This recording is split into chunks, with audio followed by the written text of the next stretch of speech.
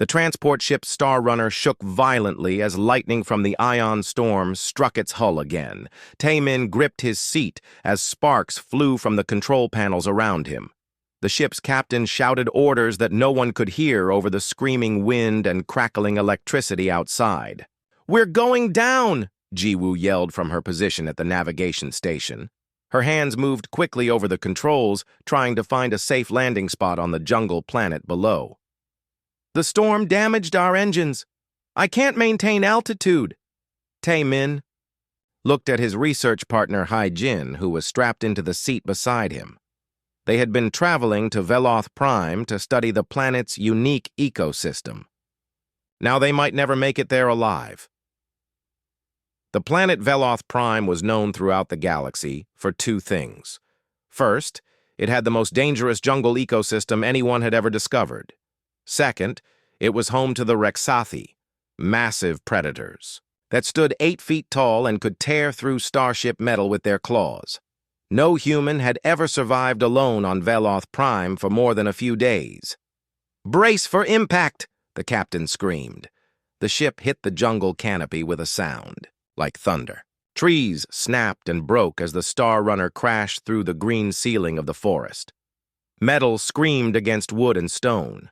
Taemin felt his body thrown forward against his safety straps as everything went black.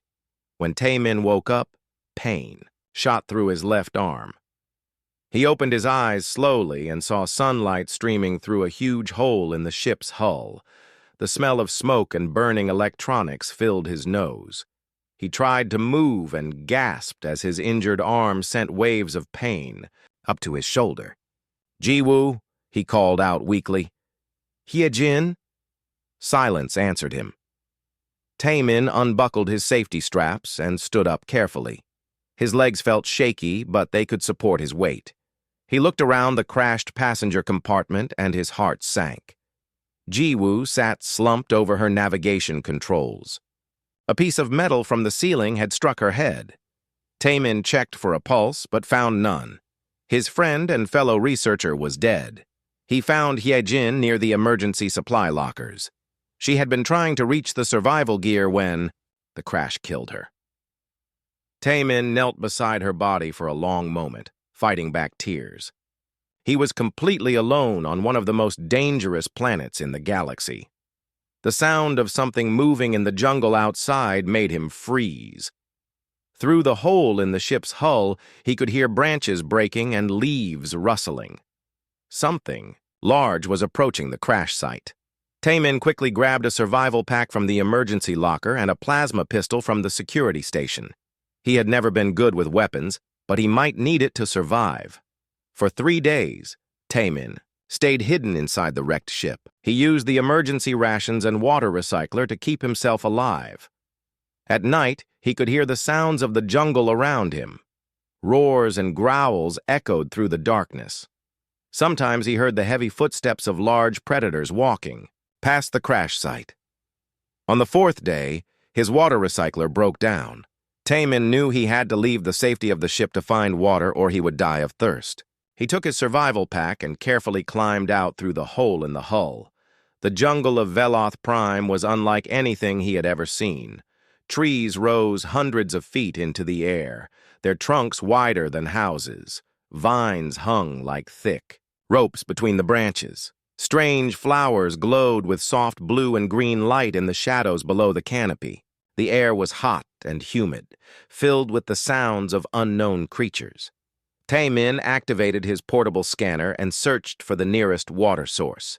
The device showed a small stream about half a mile to the north. He began walking carefully through the jungle, trying to make as little noise as possible. The stream was clear and cold when he found it. Taemin filled his water containers and activated the purification tablets. While he waited for the water to become safe to drink, he heard a strange sound coming from upstream. It was a high-pitched whining noise, almost like crying. Against his better judgment, Taemin followed the sound. He found its source in a small clearing beside the stream. There, hidden under a fallen log, were 2 small creatures that made his blood run cold. They were Rexathi cubs, but they were tiny compared. to the massive adults he had seen in research videos. Each cub was about the size of a large dog, with gray fur marked by black stripes. Their eyes were bright yellow and filled with intelligence that seemed almost human. But what shocked Tae-min most was their condition. The cubs were clearly starving and weak. One cub lifted its head and looked directly at him. Instead of growling or showing fear, it made a soft mewing sound. The other cub tried to stand but fell back down on shaking legs. They were dying. Tae-min knew he should walk away. Adult Rexathi were the most dangerous predators on the planet. If he helped these cubs, their parents might track him down and kill him. But looking at the dying creatures, he could not make himself leave. He opened his survival pack and took out one of his protein bars. He broke it into small pieces and offered them to the cubs. The stronger one sniffed the food carefully, then began eating. The weaker cub needed help, so Tae-min gently lifted it and helped it eat small bites. "I must be crazy," he said quietly to himself, "but I can't just watch you die." As the cubs ate, Tae-min noticed something strange. Their eyes never left his face. Most wild animals avoided eye contact with humans, but these cubs stared at him with an intensity that was almost uncomfortable. It was as if they were studying him, learning about him. When the food was gone, both cubs moved closer to Tae-min. The stronger one rubbed against his leg like a house cat. The weaker one curled up next to his feet. They were clearly claiming him as their protector. Tae-min looked down at the two creatures and realized his life had just changed forever. He was no longer just a human trying to survive on Veloth Prime. He was now responsible for two of the most dangerous predators in the galaxy. "I guess you need names," he said softly. He pointed to the stronger cub. "You will be Bomb." Then he pointed to the smaller one. "And you will be Nuri." Both cubs looked up at him when he spoke their names. Bomb made a soft chirping sound that almost sounded like approval. Nuri pressed closer to Tae-min's leg. As the jungle grew dark around them, Tae-min made a decision that would change not just his life, but the future of two entire species. He picked up Nuri, who was still too weak to walk far. Bomb followed close beside him as they made their way back toward the crashed ship. The predator's cubs had chosen their human, and whether he knew it or not, Tae-min had chosen them back. 3 weeks had passed since Tae-min found Bomb and Nuri by the stream. The crashed ship had become their home, though it looked very different now. Tae-min had used pieces of metal and fabric to create a comfortable sleeping area for the cubs. He had also built a small fire pit using stones from the jungle floor. The cubs had grown quickly during those weeks. Bomb now stood as tall as Tae-min's waist and weighed nearly as much as a human adult. His muscles had developed under his gray and black-striped fur. Nuri was smaller, but had grown strong and fast. Both cubs moved with the deadly grace that made their species the top predators on Veloth Prime. But the most surprising change was not in their size. It was in how they treated Tae-min. Every morning, Bomb and Nuri would leave the crash site before dawn to hunt. They moved through the jungle like silent shadows, their natural instincts guiding them to prey. But they always returned with more food than they could eat, fresh meat from jungle creatures that Tae-min had never seen before. At first, Tae-min had been afraid to eat the raw meat the cubs brought him, but his emergency rations had run out after the first week. He learned to make fire and cook the meat the cubs provided. The food was actually quite good, though he tried not to think too much about what animals it came from. The cubs seemed to understand that humans needed cooked food. They would watch patiently as Tae-min prepared their kills over the fire. Sometimes they would eat the cooked portions too, though they preferred their meat raw and fresh. What amazed Tae-min most was how protective the cubs had become. Whenever he left the crash site to gather water or collect edible plants, Bomb and Nuri stayed close to him. They positioned themselves like bodyguards, one on each side. Their yellow eyes constantly scanned the jungle for threats. Several times, other predators had approached their territory. Taemin would hear growling and snarling in the distance, but the threats always retreated when they encountered the cubs. Bom and Nuri had claimed the area around the crashed ship as their hunting ground, and they defended it fiercely. The cubs also showed intelligence that amazed their human guardian. When Taemin struggled to repair his water purifier, Nuri brought him a specific type of vine that could filter water naturally. When he needed materials to patch holes in the ship, Bom led him to trees with bark that could be woven into strong fabric. It was as if the cubs were teaching him how to survive on their planet. One evening, as Taemin sat by the fire cooking dinner, he noticed something strange about the cubs' behavior. Bom was sitting perfectly still, his ears raised and alert. Nuri had moved to the entrance of their shelter, her body tense and ready to spring. "What is it?" Taemin asked quietly. The cubs did not answer, of course, but their body language told him everything he needed to know. Something was coming. Something big. The jungle around their camp had fallen completely silent. No insects buzzed, no night birds called. Even the wind seemed to have stopped blowing. It was the kind of silence that meant a major predator was nearby. Through the trees, Taemin saw movement. Large shapes moved between the trunks like gray ghosts. His heart began beating faster as he realized what he was seeing. Adult Rexathi. A pack of them. Taemin had seen pictures and videos of adult Rexathi, but seeing them in person was terrifying. They stood nearly 8 feet tall on powerful legs. Their arms ended in claws that could slice through starship armor. Their heads were long and narrow, filled with teeth designed for tearing flesh from bone. There were 5 adults in the pack. They moved into the clearing around the crashed ship with the confidence of creatures that had never known fear. Their yellow eyes reflected the light from Taemin's fire as they studied the strange scene before them. Taemin expected to die. He knew that adult Rexathi could kill him before he could even reach for his plasma pistol. He had heard that they sometimes played with their prey before killing it. He closed his eyes and waited for the end. But the attack never came. Instead, Taemin heard Bom make a sound he had never heard before. It was a deep, rumbling call that seemed to come from the cub's chest. Nuri answered with a similar sound, though hers was higher in pitch. Taemin opened his eyes and saw something that should have been impossible. Bom and Nuri had positioned themselves between the adult pack and their human. But they were not crouching in fear or preparing to run. Instead, they stood tall and proud. Their tails were raised high. Their heads were held at an angle that Taemin recognized from his studies of animal behavior. The cubs were showing dominance.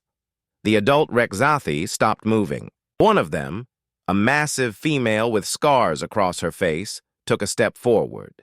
She made a questioning sound, almost like a growl mixed with a whine. Bom responded with another deep call. He did not back down or lower his head.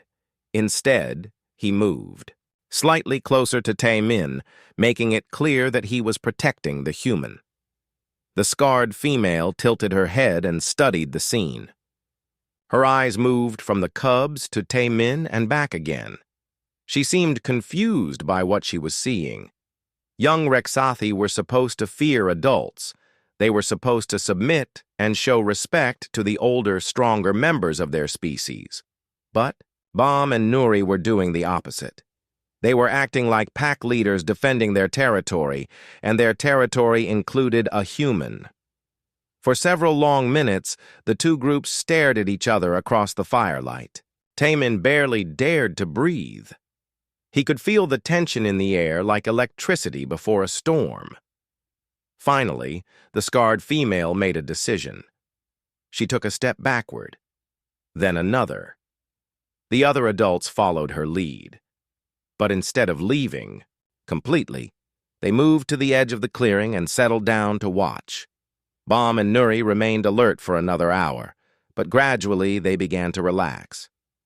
The cubs returned to Tae-min's side, though they kept glancing toward the tree line where the adult pack waited.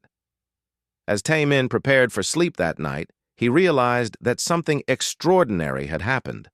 The cubs had not just defended him from adult predators. They had faced down members of their own species and won, but the adults had not given up. They were still there, watching from the shadows. One of them, a sleek male with darker stripes than the others, seemed particularly interested in the strange family group. Tae-min would later learn that this male was named Kale, and that he had been studying them for days. Kale had never seen anything like the bond between the human and the cubs. It went against everything he knew about Rexathi behavior. Young cubs should join adult packs. They should learn to hunt in groups and follow the leadership of the strongest, adults. They should never choose to stay with prey animals like humans. But Bomb and Nuri had made their choice. They had chosen their human over their own species, and they were strong enough to make that choice stick. As the fire died down to glowing coals, Tae-min fell asleep with one hand resting on Bomb's fur and the other on Nuri's back. The cubs pressed close to him, sharing their warmth and offering their protection. In the trees around the clearing, 5 adult Rexathi kept watch through the night. They were trying to understand something that had never happened before in the history of their species. The predator's cubs had not just chosen a human. They had chosen to become something new. The rescue ship appeared in the sky on a bright morning 6 weeks after the crash. Tae-min was gathering fruit near the stream when he heard the familiar sound of human engines. He looked up and saw the sleek silver hull of a Federation rescue vessel breaking through the jungle canopy. Bomb and Nuri immediately moved to his sides. The cubs had grown even larger in the past weeks.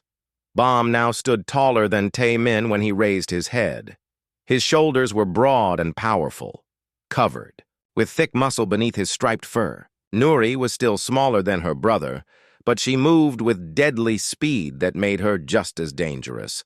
Both cubs growled low in their throats as they watched the ship descend toward the clearing where the crashed Star Runner still lay broken, among the trees.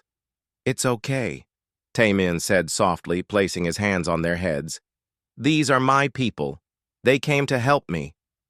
But the cubs did not relax. Their yellow eyes tracked the landing ship with the focus of natural hunters. Their bodies remained tense and ready to attack. The rescue ship touched down with a soft hiss of landing thrusters. A hatch opened in its side and 3 figures in Federation uniforms stepped out. Tae-min recognized the lead figure immediately. It was Su-jin, a human ambassador he had met at the space station before his research mission began. Behind her walked 2 others. One was a tall security officer named Dong-ho, his hand resting on the plasma rifle attached to his belt. The other was a medical officer carrying a scanner and emergency supplies. Su-jin activated a portable speaker and called out across the clearing. "Tae-min, are you there? We received your emergency beacon signal. We're here to take you home." Tae-min stepped out from behind the trees, but he moved slowly. Bomb and Nuri flanked him like bodyguards, their eyes never leaving the 3 humans near the ship. "I'm here," Tae-min called back. "I'm alive and well." Su-jin's face showed relief, but her expression changed quickly when she saw the 2 massive creatures walking beside him. Her hand moved toward her own weapon. "Tae-min, get away from those things," she called urgently. "Those are Rexathi, adult Rexathi. They'll kill you." "No," Tae-min said calmly. "They won't hurt me. These are Bomb and Nuri. I've been taking care of them since they were cubs." Dong-ho raised his plasma rifle and aimed it at Bomb. "Sir, please move away from the predators. We need a clear shot." The moment Dong-ho raised his weapon, both cubs reacted with lightning speed. Bomb let out a roar that shook leaves from the nearby trees. Nuri crouched low, her muscles coiled like springs ready to launch her at the threat. But they did not attack. Instead, they moved closer to Tae-min, forming a protective barrier between him and the rescue team. "Don't point weapons at them," Taemin said firmly. "They're protecting me, not threatening me." Sujin looked confused. "Taemin, you've been alone too long. These creatures are dangerous. You need medical attention. You might be suffering from some kind of psychological trauma." "I'm perfectly fine," Taemin replied. "Better than fine, actually. Bom and Nuri have been taking care of me. They hunt for me, they protect me, they even taught me how to survive in this jungle." The medical officer stepped forward with his scanner active.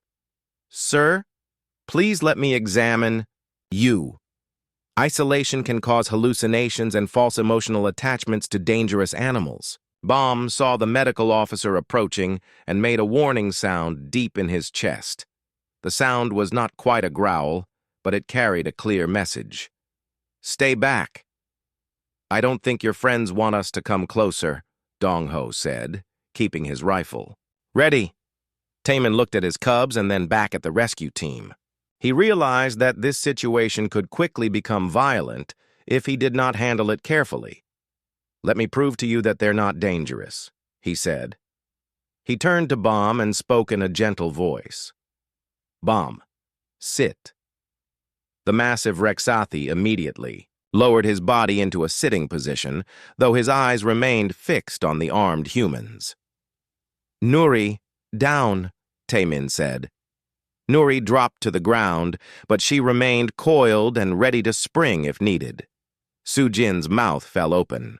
"How did you do that? Rexathi don't follow commands. They're wild predators." "They follow my commands because they trust me," Taemin explained. "And I trust them. We're a family." Before anyone could respond, the jungle around them began to rustle. With movement, more shapes appeared between the trees. Large gray shapes with yellow eyes.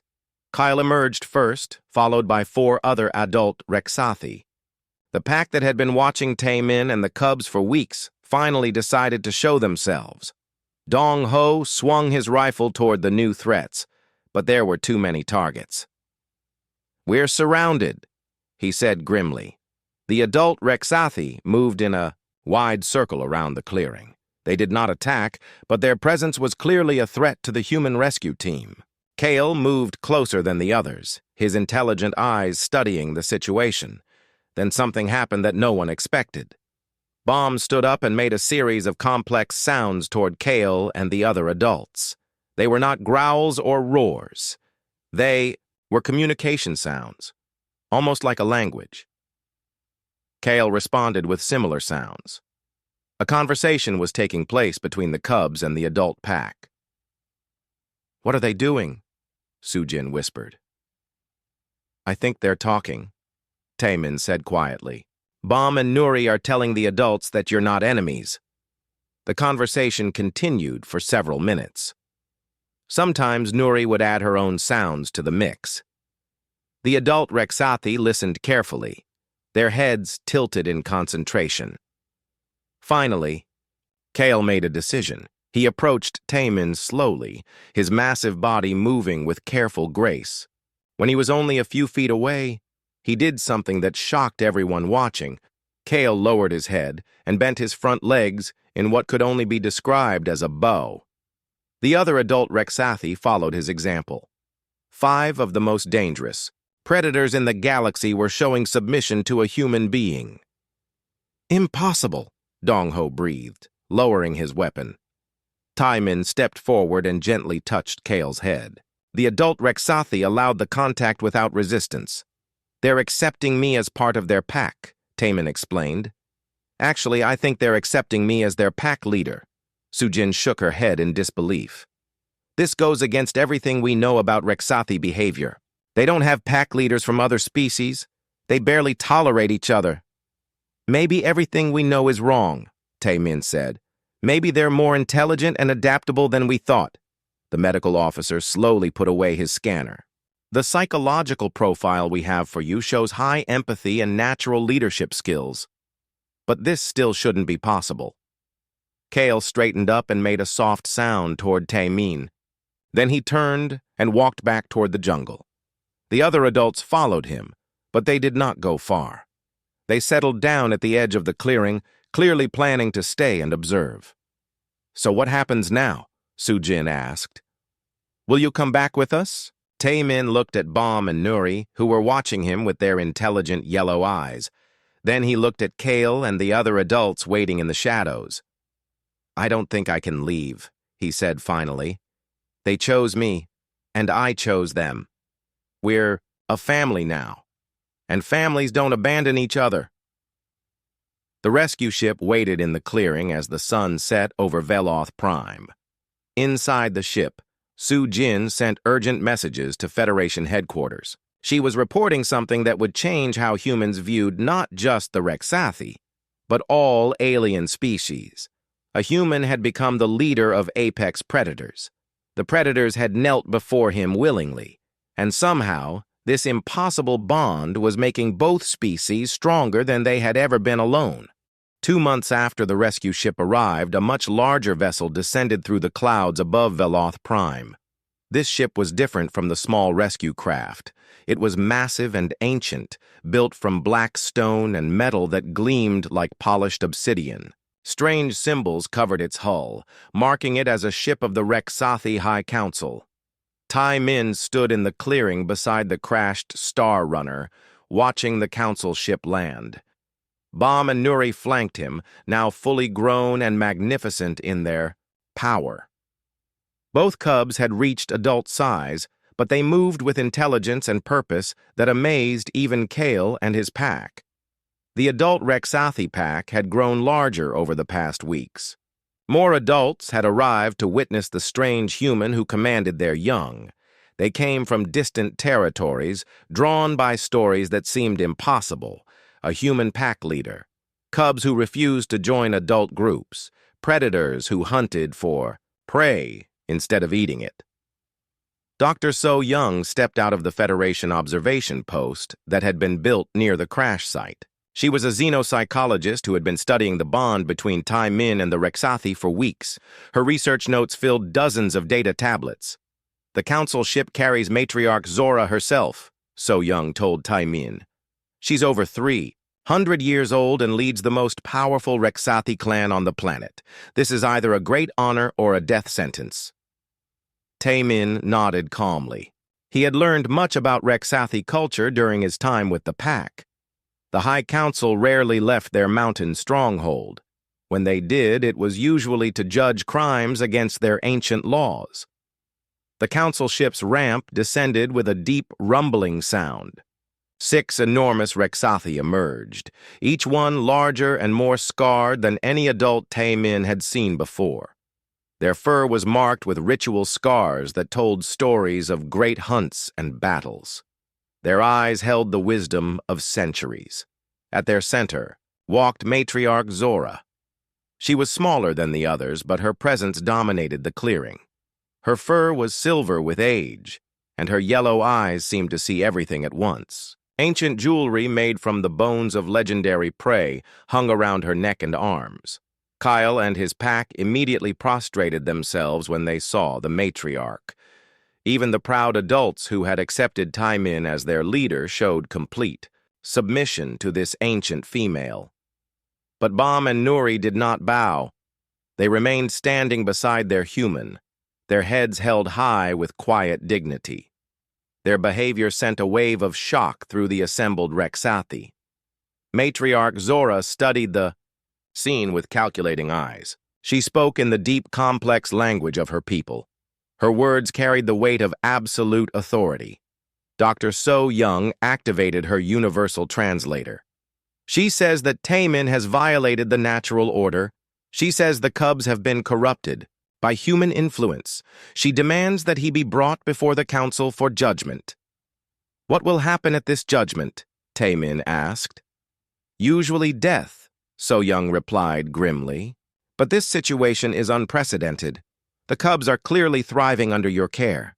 They've grown larger and stronger than normal. They show problem-solving abilities that exceed adult Rexathi standards." 2 of the council guards moved forward to escort Taemin to their ship. But Bom and Nuri immediately blocked their path. The cubs did not growl or show aggression. They simply stood firm, making it clear that their human would not be taken against his will. Matriarch Zora tilted her head and made a sound that might have been amusement. She spoke again, and this time her tone seemed less hostile.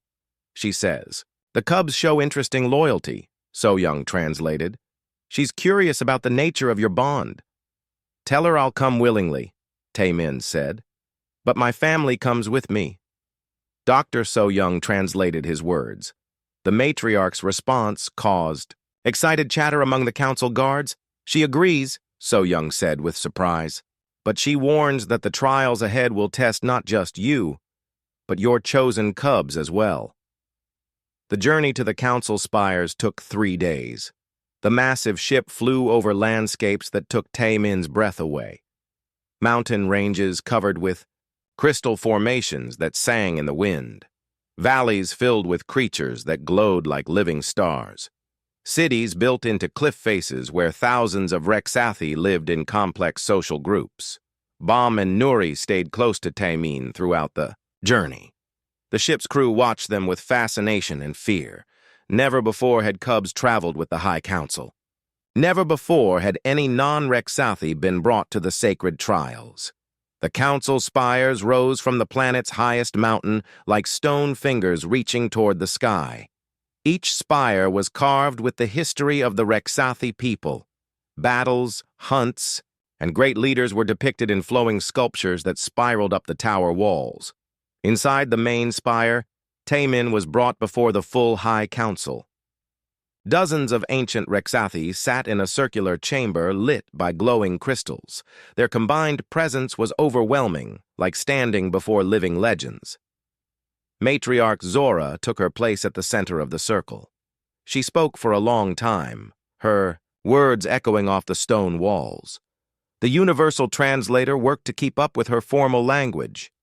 "She's explaining the charges against you," Dr. So Young whispered. "Corruption of cubs, violation of natural pack structure, interference with Rexathi development. The penalties could include death or permanent exile." But then Zora did something unexpected. She gestured for Bam and Nuri to approach the center of the chamber. "She wants to test them," So Young translated, "to see what changes your influence has caused." The first test was simple. A complex puzzle made of interlocking stone pieces was placed before the cubs. Adult Rexathi usually took hours to solve such puzzles. Young adults often failed completely. Bam approached the puzzle and studied it for only a few minutes. Then he began moving pieces with careful precision. Nuri joined him, and together they worked with perfect coordination. They solved the puzzle in less than 20 minutes. The council members made sounds of amazement. Several stood up to get a better look at the completed puzzle. The second test was more difficult. The cubs were presented with a series of strategic problems. How to hunt prey that was faster, stronger, or more clever than the hunter. These were problems that tested not just intelligence, but creativity and adaptability. Again, Bam and Nuri exceeded all expectations. They proposed solutions that impressed even the ancient council members. Some of their ideas were completely new, combining Rexathi instincts with problem-solving methods they had learned from watching Tae-min. The final test was the most important. Matriarch Zora herself entered a sparring circle with the cubs. She moved with the deadly grace of centuries of experience, testing their reflexes, their coordination, and their ability to work as a team. Bam and Nuri did not try to defeat the ancient matriarch. Instead, they demonstrated their skills while showing proper respect for her age and wisdom. They moved like dancers, their actions perfectly synchronized, each one covering the other's weaknesses. When the sparring ended, Zora stood in the center of the circle for a long moment. The entire council chamber was silent, waiting for her judgment. Finally, she spoke. Her words were measured and careful, carrying the weight of a decision that would change Rexathi society forever. "She says the cubs have indeed been changed by your influence," Dr. So Young translated. "But the changes have made them stronger, not weaker. She says they represent evolution, not corruption." Relief flooded through Tae-min. But the matriarch was not finished speaking. However, the translation continued, she says that such evolution comes with responsibility. If you are truly their pack leader, you must prove yourself worthy of that role. Tomorrow, you will face the trial of leadership.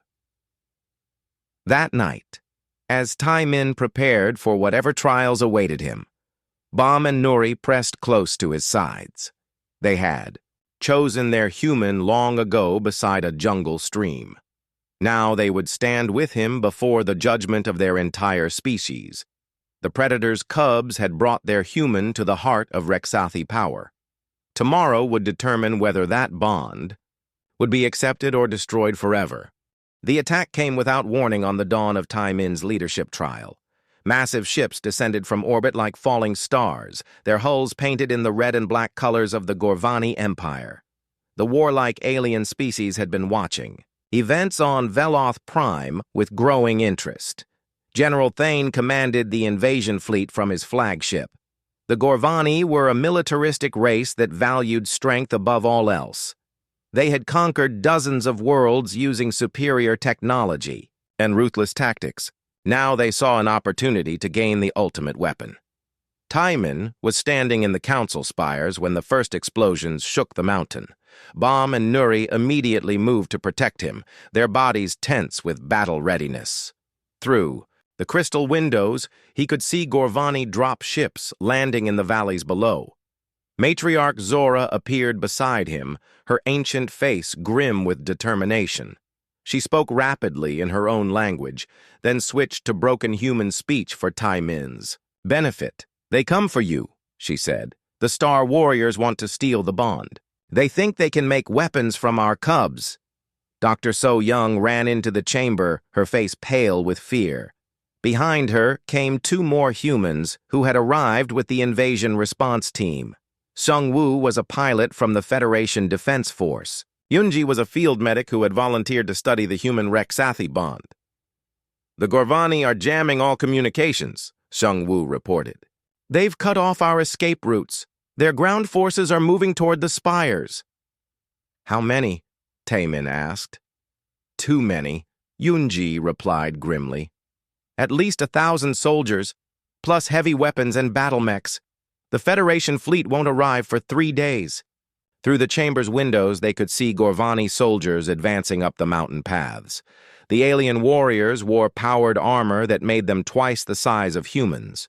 Their weapons could punch through starship hulls, but the Gorvani had made one critical mistake. They had attacked during the Great Gathering when Rexathi from across the planet had come to witness Tai-Min's trial.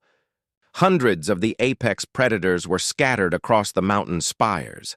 Matriarch Zora spoke to the assembled council in her formal language. Her words carried the power of ancient authority. When she finished, every Rexathi in the chamber bowed their heads in acknowledgement. What did she say? Tai-Min asked Dr. So Young. She declared you the official pack leader of all Rexathi on Veloth Prime, So Young translated with amazement. She's giving you command of every warrior on this mountain. Bam and Nuri moved closer to Tai-Min, their yellow eyes blazing with fierce pride. They had always known their human was special. Now their entire species was recognizing that truth. The first Gorvani assault teams reached the lower levels of the spires within an hour.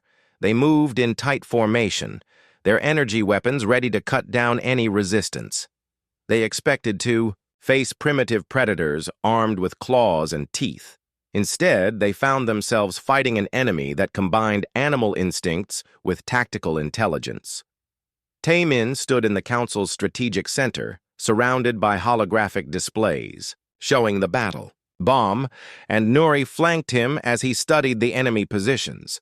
Around them, dozens of adult Rexathi waited for orders from their human pack leader. Kyle, take your pack through the eastern approaches, Tai-Min commanded. The adult male nodded and loped away with his followers. Vera, circle around the northern face. Use the crystal formations for cover. The Rexathi moved like living shadows across the mountain. Their natural stealth abilities, combined with Tai-Min's strategic thinking, made them nearly impossible to track. The Gorvani found themselves fighting ghosts that struck without warning and vanished before return fire could find them. But the alien invaders had superior numbers and firepower. Their advance was slow but steady. They methodically cleared each level of the spires, using heavy weapons to blast through stone barriers that had stood for centuries. "We need to even the odds," Shengwu said, studying the tactical displays. "I could take my fighter and try to knock out their command ship." "Too dangerous," Taemin replied. "They have too many escort fighters." It was Nuri who provided the solution. The female cub approached one of the weapon displays and made a series of complex sounds. Her meaning was clear even without translation. "She's suggesting we use the mountain itself as a weapon," Dr. So Young said with surprise. "The crystal formations are connected to an underground network. If we could trigger a resonance cascade..." Taemin understood immediately. The singing crystals that covered Veloth Prime were more than just beautiful formations. They were part of a planet-wide system that could be used to amplify sound and energy. "The Rexathi have known about this for centuries," Matriarch Zora explained. "But we never used it for war. Too dangerous. Could bring down whole mountains." "We don't have a choice," Taemin said. "Show me how it works." The ancient matriarch led them deeper into the spires, to chambers that few Rexathi had ever seen. Here, massive crystals grew from the mountain's heart like frozen music. Their surfaces pulsed with inner light, responding to the sounds and vibrations around them. Bam and Nuri seemed to understand the plan instinctively. They positioned themselves at specific points around the largest crystal formation and began to sing. Their voices combined in harmonies that made the crystals glow brighter. Other Rexathi joined them, adding their voices to the growing chorus. The sound built slowly, resonating through the mountain and spreading outward through the crystal network. On the mountainside below, the advancing Gorvani suddenly found themselves in serious trouble. The ground beneath their feet began to vibrate. The crystal formations around them started to sing with increasing volume. The resonance reached critical levels, just as the main Gorvani assault force reached the middle levels of the spires. The mountain itself seemed to come alive, shaking off the invaders like a giant animal ridding itself of parasites. Landslides buried entire squads of Gorvani soldiers. Crystal formations exploded with stored energy, creating barriers that cut off retreat routes. The carefully planned invasion became a chaotic disaster. General Thane watched from his orbiting flagship as his ground forces were systematically destroyed by an enemy that seemed to control the planet itself. He had expected to capture a human and some trained predators. Instead, he faced a fusion of alien intelligence and natural power that defied all his military experience. "Retreat," he ordered grimly. "Full withdrawal. Mark this system as hostile." As the Gorvani ships fled Veloth Prime, Taemin stood on the highest spire with Bam and Nuri at his sides. The cubs had grown beyond anything the Rexathi had ever imagined. Under human guidance, they had become something new, and they had proven that the bond between species could create power that neither could achieve alone. Matriarch Zora approached them slowly, her ancient eyes bright with newfound respect. "The trial is complete," she said in careful human speech. "You have proven yourself worthy to lead our people. But more than that, you have shown us what we can become when we choose to evolve." That night, as the mountains settled back into peaceful silence, Taemin sat with his chosen family around a crystal fire. Bam and Nuri pressed close to him, their purring creating gentle harmonies with the glowing stones. The predator's cubs had chosen their human long ago. Now they had fought beside him to defend not just their own lives, but the future of both their species. The bond between them had become something that could change the galaxy itself. And the galaxy had taken notice. 1 year after the Gorvani attack, Representatives from across the galaxy gathered on Veloth Prime for the most important diplomatic meeting in galactic history. Ships from dozens of species filled the orbital space above the jungle planet. Each delegation had come to witness something that challenged everything they thought they knew about evolution and intelligence. Min stood before the Galactic Federation Council in a great amphitheater carved from living crystal. The structure had been built by Rexathi and human engineers working together, using techniques that neither species could have developed alone. Bam and Nuri flanked him, now magnificent adult predators whose intelligence shone in their golden eyes. Counselor Inho represented the human delegation. The elderly diplomat had spent months studying reports about the human-Rexathi bond. Beside him sat Dr. Young Su, a xenobiologist who had become the galaxy's leading expert on interspecies evolution. The question before us today, Inho announced to the assembled delegates, is whether we are witnessing natural evolution or dangerous genetic manipulation. The implications will affect policy toward all species throughout the galaxy. Matriarch Zora sat with the Rexathi delegation, her silver fur gleaming in the crystal light. Around her were representatives of the major Rexathi clans, each one now allied with human families who had followed Min's example. The bonding process had spread to dozens of other humans and Rexathi pairs. The evidence suggests something unprecedented, Dr. Young-Su explained, as holographic displays showed brain scans and genetic analyses. The bonded pairs show enhanced neural development in both species. Human strategic thinking improves. Rexathi problem-solving abilities increase dramatically, but most remarkably, their offspring show traits that exceed both parent species. In the gallery above the amphitheater, 3 small figures watched the proceedings with intense interest. They were the first generation of Rexathi born under human influence, Bam and Nuri's cubs. The youngsters were barely 6 months old, but they already showed intelligence that amazed scientists from across the galaxy. One of the cubs, a female named Star, had learned to use simple tools before she was 3 months old. Another, a male, called Storm, could solve puzzles that challenged adult members of most species.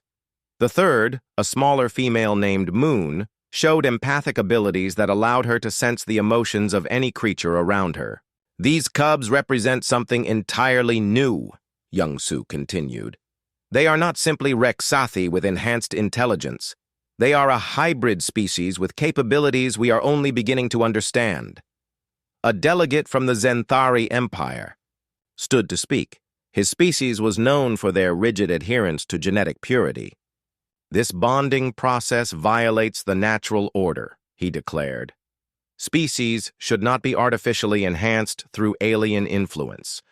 It could lead to the corruption of entire evolutionary lines.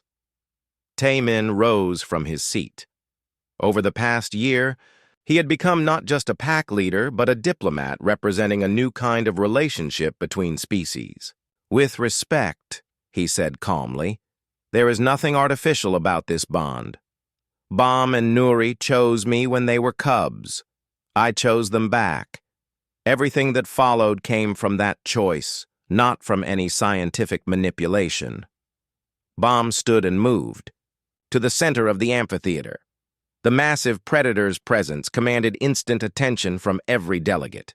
When he spoke, his words were translated by the most advanced linguistic computers in the galaxy. My human teaches us new ways to think, Bam said in the formal language of galactic diplomacy. We teach him new ways to feel. Together we become more than either species could be alone. This is not corruption. This is growth. Nuri joined her mate at the center of the chamber. Our cubs will face challenges that neither humans nor Rexathi could handle separately, she added, but together they will find solutions that we cannot even imagine. This is why evolution gave us the ability to bond across species. The Zenthari delegate was not convinced. And what happens when these hybrid beings decide they no longer need their parent species? What happens when they see themselves as superior, To both humans and Rexathi? Before anyone could answer, a small voice spoke from the gallery above.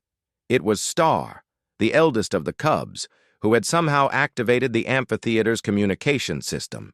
"We would never abandon our families," the young voice said clearly. "Humans gave us the gift of strategic thinking. Rexathi gave us the gift of instinctive wisdom. Why would we throw away such precious gifts?"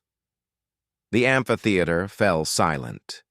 A 6-month-old cub had just addressed the Galactic Federation Council with the wisdom of an adult diplomat. Dr. Young-Soo activated a new set of displays.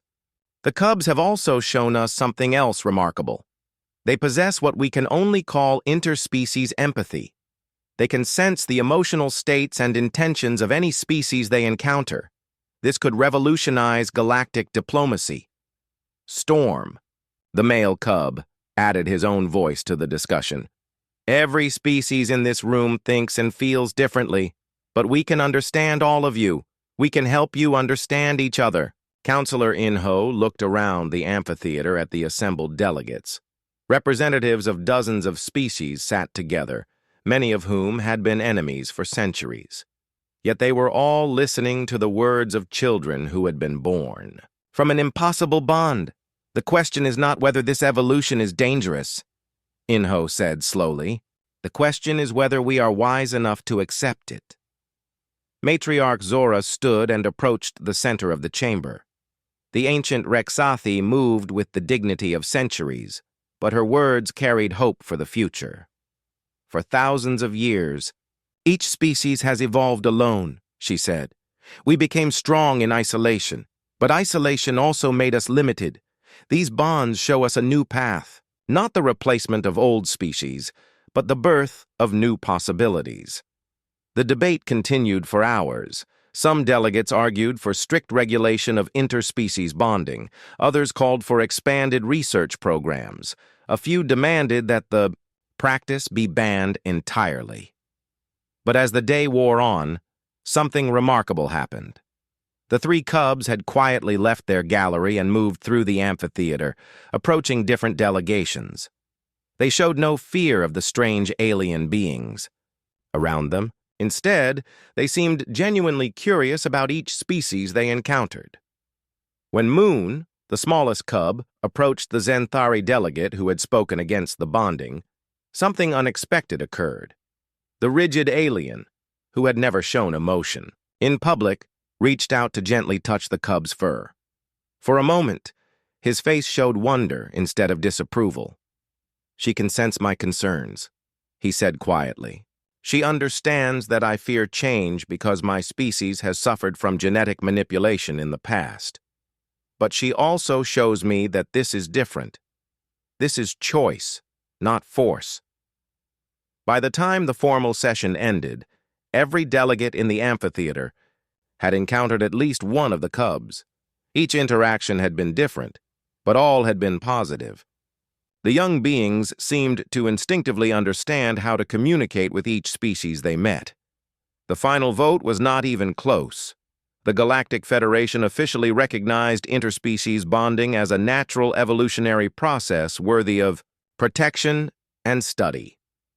New protocols were established to ensure that all bonding remained voluntary and beneficial to both species involved. Tae-min walked out of the amphitheater with Bom and Nuri at his sides and their 3 cubs running playfully around their feet. Above them, the sky of Veloth Prime was filled with ships from dozens of worlds. Many carried volunteers who wanted to attempt their own interspecies bonds. "What happens now?" Dr. Young-Soo asked as he joined the family group. "Now we learn," Tae-min replied. "We discover what other species can teach us, and what we can teach them. We find out how far evolution can take us when we choose to grow together instead of apart." Bom lowered his great head so that Star could climb onto his back. "The cubs will show us the way," he said. "They understand things that we are only beginning to learn." "And they will teach their own cubs," Nuri added. "Each generation will go further than the last." As the family walked toward their home in The crystal spires. Taemin thought about the day when he had first found two starving cubs by a jungle stream. He had made a choice to save them, never imagining that they would end up saving not just him, but opening a path toward a new kind of galactic civilization. The predator's cubs had chosen their human and refused to let go. In holding on to that bond, they had changed the course of evolution itself. And across the galaxy, other species were beginning to make their own choices about the kind of future they wanted to build together. The age of isolated evolution was ending. The age of chosen families was just beginning.